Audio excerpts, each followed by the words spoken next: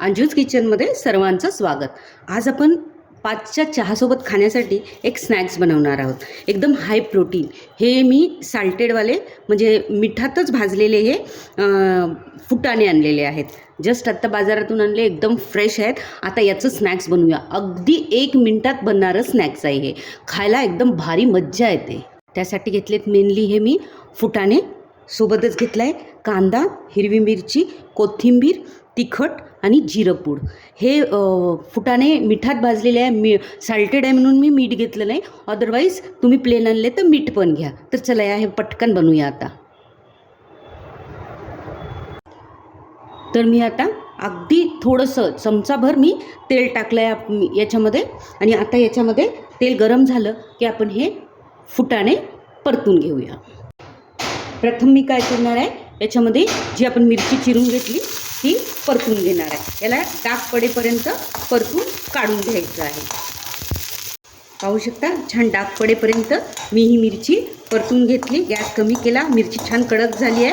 आता मी ही काढून घेणार आहे। ह्याचं तेल जे आपण टाकलं होतं ते तेल एवढंच ठेवायचं आहे आपल्याला, याच्यात तेल वाढवायचं नाही। अगदी हेल्दी रेसिपी आहे ही।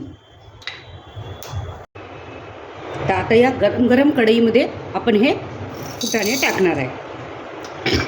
फुटाण्याला अगदी 1 मिनटं आपल्याला परतवायचं आहे।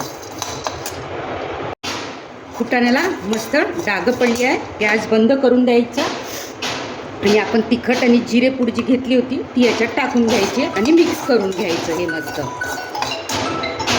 आणि आता मी हे बंद केलेल्या गॅसमधनं हे काढून घेणार आहे।